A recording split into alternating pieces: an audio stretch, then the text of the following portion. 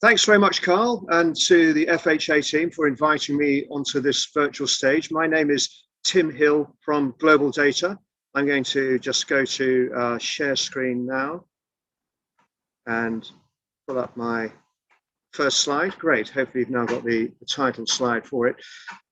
So I'm going to be talking about the Asia Pacific market size for confectionery by products and by country. And as well as that, I'm going to be looking at some of the demographic differences in consumption and then focusing in on some of the priority countries. So let's have a look at the overall global picture first and see how Asia stacks up with that. Just one moment.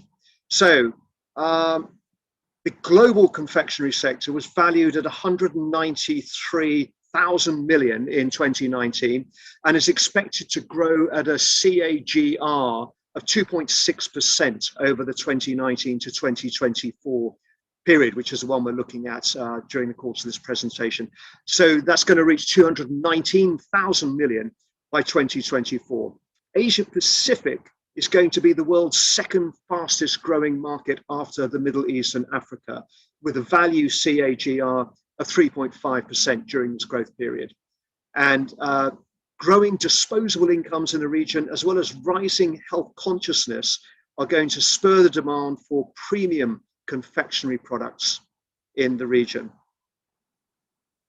So these two graphs here provide an overview of the annual year-on-year value and volume, value on the left and volume on the right, growth for the region compared to other regions. Asia Pacific is going to have the second fastest value growth compared to the other regions during 2019 to 2024. But as we can see from both graphs, and the one on the left I'm focusing in on, is going to be a decline from 1.9% in 2019 to 6.7% in 2020, caused by the pandemic, but is expected to increase to 7.3% in 2021 and reduce to 5.4% in 2022. So this is obviously going to lead to inconsistent year-on-year growth for value. In volume terms, we're going to get the same decline initially, and then volume, positive volume CAGR for subsequent years of the forecast period.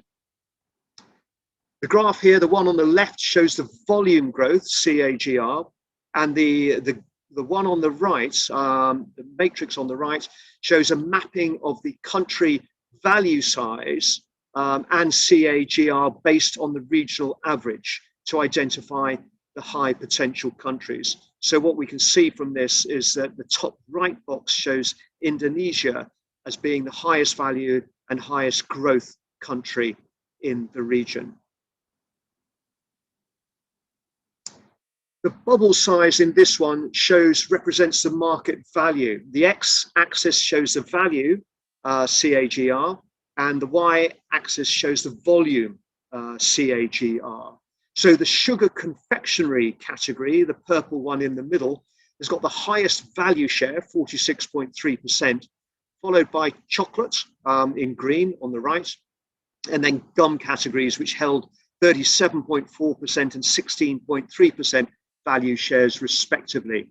Over the period that we're looking at, the chocolate category is expected to register the fastest value CAGR, 5.6%, followed by sugar confectionery at 2.9%. And in volume terms, chocolate's going to register the fastest volume CAGR, 3.3%, followed by sugar at 1%. Before I go into the individual markets now, I'd like to have a look at a few trends for the generations across the region to get a sense for how the age groups are differing.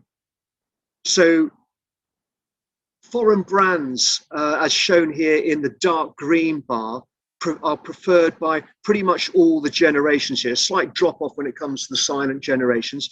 This is interesting because when we look at the countries later on, we'll see that some of the ASEAN countries do prefer the foreign brands, but some of the ASEAN countries have got some very strong local homegrown contenders which are dominating the markets there. When it comes to the next slide, high quality products or ingredients, it seems really that the Gen Ys mostly favor this, and when they say good value for money, to them that means high quality products and ingredients. Gen Y also, in the next slide, in dark green, certainly seem to have a preference more so than the other generations for buying high-end or premium versions of these products. And they're also more likely, they indicate, to buy large portions and to buy it more frequently.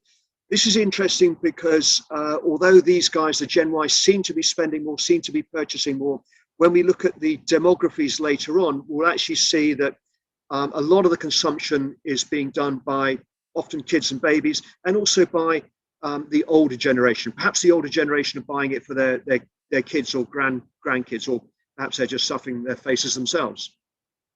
When it comes to social causes, what we see is that if anyone's going to be interested in social causes, really it's going to be the Gen Y, followed by the Gen Z.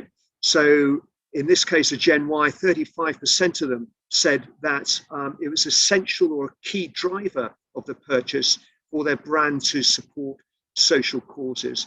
But I'm looking at this just in Asia Pacific. When we compare this with the rest of the world, what we have noticed is that Asia Pacific consumers tend not to be quite so bothered about this as consumers are from the rest of the world. What I want to do now is to turn to the GlobalData unique scoring system for countries to reveal our high potential countries in the Asia Pacific region, which you can see from this slide here are New Zealand, Indonesia, Vietnam, and Thailand. Let's have a look at these numbers in a bit more detail for each of these countries. So the table here shows the category, so shows the volume and value numbers for all of those countries. We can see obviously the both of those, actually Indonesia, just because of the high population, is by far the biggest player. But also we can see the volume and value CAGR as well, so the specific numbers there. The next two slides show the category growth. So this is the growth, looking at the top graph here. On the left, you can see the 2019 figure. On the right of the graph, you can see the 2024 figure. And in between, we can see the consumption by country. So for the first category here on the first graph on the top, we've got the chocolate category. And what we can see is that Indonesia is going to be contributing towards the biggest growth between 2019 and 2024 for the chocolate consumption, followed by China. The graph underneath is gum. What we're seeing for gum is that overall in Asia Pacific, gum is actually expected to decline by value terms from 2019 to 2024, and it's achieving actually a negative CAGR. But the high value countries are all expected to increase their consumption of gum to some extent, apart from Vietnam, which is the only one showing the actual decline there. When it comes to growth figures, actually India is the one that's going to be giving growth. And then the sugar confectionery category, what we're seeing is quite substantial growth of sugar confectionery. It looks like it's going up quite substantially. And China's consumption, China's share of that is by far and away the biggest contributor towards that huge growth in the sugar confectionery category. When we look at the value share analysis of confectionery compared with all food products, what we see is, as you'd expect, obviously confectionery is not as large a component of the overall food consumption as staples such as meat, but Indonesia is, when it comes to sheer value terms, is the largest player as a percentage of all of our high priority growth countries. Change in consumption levels by value, and we can see chocolate for all Asia Pacific countries and all of our 4 priority countries is a big increase. Gum tends to be on the decline. Sugar confectionery, well, strong in Vietnam and Thailand. Overall in Asia Pacific, not so much New Zealand and Indonesia. On a per capita basis, when we're looking at this by volume, you can see that chocolate on the left, the sheer volumes of it makes it the biggest component for per capita consumption, particularly strong in New Zealand, as we'll see shortly. And then when we look at this per capita expenditure, and we can see again that chocolate is a big component, it's the biggest player for per capita expenditure. Looking at the country deep dive figures now, we looked at New Zealand, and you can see the donuts graph on the top right here for the category. Chocolate is a significant component, a massive component. Nearly 70% of the market for New Zealand is from chocolate, followed by sugar confectionery. Looking at the bottom left, we can see the dominance of the multinational corporations, Mondelez, Mars, and Nestle dominating the markets there. When we look at this by demography, we can see that a lot of the consumption is taken from female components. And although perhaps they're buying it for their kids and babies, certainly it's the older consumers who are the 55 plus age category who are doing the biggest amount of consumption here. Some of the key trends that we're noticing in New Zealand, so the trends on the left and some of the product launches on the right. So the sensory function, New Zealanders like appealing packaging, unusual combinations of ingredients. So as a result of this, we see Whittaker's brands of white chocolate, which have surprise elements as the color. They get to identify the color only once it's opened. Experimentation, New Zealanders like unusual ingredients. And so we've got, for instance, Mentos, which is famous for when you drop it in Coke, the Coke explodes. What they've done here in New Zealand is they've created Coke flavored Mentos, I presume, so you don't have to put it in the Coke bottle and see the explosion. So they've got lemonade, cola, and orange soft drink flavors of Coke. So that, I think, plays to New Zealand's sense of experimentation. Health consciousness, they tend to prefer fresh, natural, and pure ingredients. So, for instance, Cadbury's have done perky nana lumps, banana-flavored chews with dark chocolate coating, said to be free from artificial colors and contain pineapple lumps. Moving on now to Indonesia, and although chocolate is a large proportion of the market share, what we do also see, though, is that sugar confectionery is a major player. Looking at the leading companies in New Zealand now, although we've got the multinational brand of Confectionery as a big player with nearly 11% market share, we see local players such as Petra Foods with 25% share and PT Mayora Indah with 10% share. So a lot more preference given to the local players and some of their local products, which we'll be looking at shortly. When it comes to consumption, the genders are a little bit more evenly matched than they were for New Zealanders.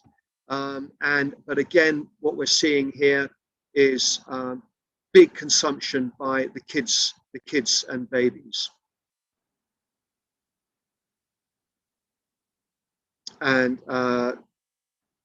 just moving on to some of the trends description here. So convenient food options. Indonesians like stuff that could be carried around. So the Hall's brand hard-boiled candy has introduced variants which have resealable, pocket-friendly options, so that the sweets can be carried around. Consumers like unusual flavors. So Kit Kat has brought out a berry and rose flavored product with a pink coloured chocolate coating. Added functionality. Indonesians like stuff with vitamins and minerals in it. So Zonti branded gummy has got a sour taste on the top, a sweet taste in the middle, and also contains vitamin C. Looking at Vietnam, here we see quite a substantial change now. The chocolate is no longer the major player. Instead, sugar confectionery dominates the market with about 84% of the market share. Looking at the bottom left, Confectionery is still a major player in Vietnam, but we see local players such as Hai Ha Confectionery Joint Stock with 13% share and Bibika Corporation with 10% share. Some of the trends in Vietnam, we see dietary needs, individualistic lifestyles. So people are looking for health benefits. So the Lotte with the Suku Suku brand has brought out some gummies with vitamin C, which is supposed to be resistance against cold and stress for children.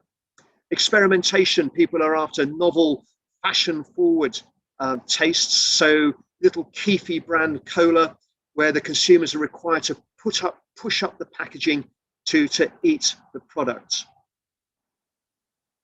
Thailand, we see a similar interest in sugar at the expense of chocolate compared to some of the other markets. What's interesting to note in Thailand, though, is that the leading companies, the leading players here, very similar to New Zealand, Mondelez, Mars, and Nestle, dominating the product mix here. And when we look at the demography, what we're seeing again is big consumption by kids and babies, perhaps being bought by some of the older consumers, which is the number 2. And then some of the key trends in Thailand, consumers looking for healthier alternatives, for sugar-free. So for instance, Asot Spa has introduced a mini candy with 0% sugar. Adventurous palettes with the sensory fusion trend. So the Kit Kat Duo Ban has brought out Thai milk tea flavor brand. Obviously, milk tea has been a massive trend in Thailand, both for consumer and also for as a political slogan as well recently. And the fresh, natural and pure, Thais like natural and real ingredients. So we've got the Heartbeat brands, gummies, chewy gummies, which are brought out with real fruit juice and natural flavors. Some of the challenges that we see in the overall Asia Pacific confectionery sector. I'm going to look at some of the challenges, and then I'm going to look at finally at our outlook. So we see rising obesity and lifestyle related diseases. So this is, we've seen this with the countries, forcing manufacturers to reformulate their products to cater to the demands of health conscious consumers. And it's also meaning that the confectionery sector is losing out to snacks such as yogurts and cereal bars, which are supposed to be healthier. Also, one of the big problems we haven't talked about yet and is the shrinking growth and supply of cocoa, aging cocoa trees, small farmers struggling with cocoa. It's causing losses to the farmers, losses to chocolate manufacturers, and is a major challenge in the region, particularly in Indonesia and Malaysia. And then also the lack of proper refrigeration, the lack of cold chain logistics is making it difficult to get chocolates and candies out to the markets, because the retailers sometimes just can't store them adequately. This is a major problem, particularly in Bangladesh, Myanmar, Pakistan, Indonesia, and India. And then finally, our future outlook for the Asia Pacific confectionery sector, bringing a lot of these trends together.